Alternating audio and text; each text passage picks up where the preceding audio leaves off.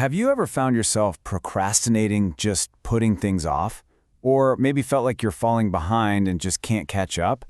Well, this explainer is definitely for you.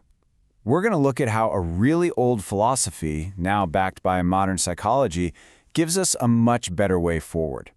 And it's not about fighting your flaws head on, it's about changing your entire approach to them. These two, ignorance and laziness. We've all been there, right? That project that just sits on your to-do list week after week. Or that topic you know you should really get a handle on, but you just don't. These aren't just small little annoyances. They are, deep, fundamental human tendencies that can seriously hold us back from being the person we want to be. Okay, let's really lean into this for a second, because this is the whole game changer. What if that constant battle, that feeling of gritting your teeth and trying to use sheer willpower, what if that's actually the reason it's so hard? What if there's a smarter, more fundamental path? So first off, you gotta know these aren't just simple little character flaws. Nope, research actually shows that these struggles are wired deep into our psychology, maybe even our biology. So if you've been finding it tough, hey, you're in good company. The real question is, why do the usual tricks to fix it almost never seem to stick? Here's the problem with the old way of doing things. We try to use brute force, right? Just pure willpower. But that's kind of like slapping a patch on a leaky pipe instead of fixing the pipe itself. You're just treating a symptom, not the root cause. And that's what leads to that awful cycle of trying, failing, feeling frustrated, and then trying again. The real kicker is that all of this completely ignores the foundation of it all, who we are as a person, our character. So, if that's the wrong way, what's the alternative? Well, the answer comes from a really powerful reframe.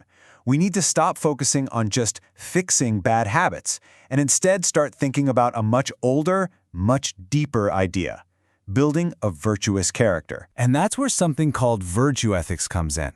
It's a way of thinking that goes all the way back to ancient philosophers like Aristotle. And it's not about a simple checklist of do this, don't do that. Instead, it asks a much bigger, more powerful question about the kind of person we want to be. The whole point isn't just to do a good thing. It's to build the kind of character where good things just flow out of you naturally. And this right here, this just lays it all out so perfectly. It's the shift from asking, what should I do right now in this moment, to asking, who am I trying to become in my life? It changes everything. See, one is about just managing a situation, the other is about building a whole new internal operating system for your life. It's a long-term investment. So why do all this? What's the big prize at the end? It's this beautiful concept called eudaimonia. Now, this isn't just about feeling happy for a moment. Not at all. It's about a deep, lasting sense of fulfillment. It's about true human flourishing. Living a life that's packed with meaning and excellence, where you feel like you're really firing on all cylinders. That's the inspiring why behind this whole thing. This quote just nails it. When you put your energy into becoming a diligent person, dealing with laziness stops being this constant, exhausting fight. It just becomes a side effect of who you are now. It's the natural result. Okay, let's get practical. How does becoming a more virtuous person actually help us fight ignorance? It's not as simple as just trying to cram more facts in your brain. It's about developing the right kind of intellectual character. So first, we've got to know our enemy. Ignorance isn't just one thing. There's a huge difference between believing something that's flat out wrong, which needs to be corrected, and just not having information on a topic, which, just needs to be learned. You need a totally different strategy for each one. So how do you figure out which kind of ignorance you're dealing with? Well, the number one tool in your psychological toolbox here is metacognition. It's literally the skill of thinking about your own thinking. It lets you step back and become a detective of your own mind, asking questions like, wait, why do I believe that? Or what am I missing here? And that leads us to the specific virtues or tools you need to fight ignorance. Think of this as your wisdom-building kit. Intellectual humility is what allows you to say, I might be wrong. Self-awareness helps you see where you need to improve. Reflection is how you check in and adjust your course. And intellectual diligence, that's the engine that drives you to actually go find the truth. All right, now for our other big struggle, laziness. Let's see how this very same approach helps us fire up our engine for action and finally beat procrastination. And just like with ignorance, the secret is a reframe. Real, lasting self-discipline isn't about white-knuckling it and forcing yourself to do things you hate. It's a much, much smarter process.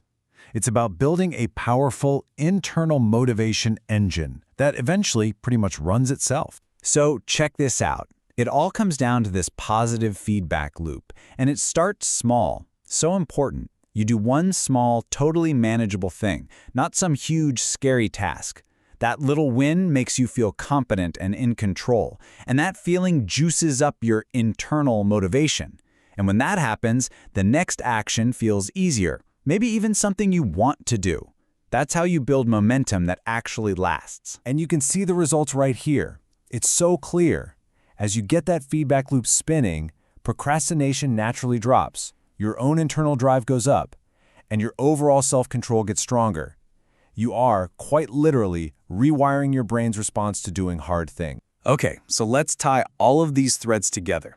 This is where we see how the philosophy of virtue and the psychology of action click together to give us a complete model for real, lasting change. Now this table, this is the real heart of the whole explainer. This is your practical roadmap. Just look at how these virtues do double duty. Intellectual humility helps you spot gaps in your knowledge, but it also makes you less resistant to trying a new task you might be tempted to put off. Diligence, well, that's the fuel for deep learning, and it's the direct opposite of procrastination. See, they're not separate skills. They're integrated traits that build a person who is just naturally more curious and more active. That's the power of this holistic approach. And it is so important to remember this. The point isn't to someday arrive and be perfectly virtuous. That's not how it works. This is a journey. It's a lifelong process. The path is the point. It's about committing to that process of growth and just trying to become a tiny bit better today than you were yesterday. So, I'll just leave you with this one final, really important question. Forget trying to change your entire life overnight. That never works. Based on everything we've talked about, what is the one small, manageable step you can take today? One tiny act of diligence, one moment of intellectual humility to get that positive feedback loop started on your own path to flourishing.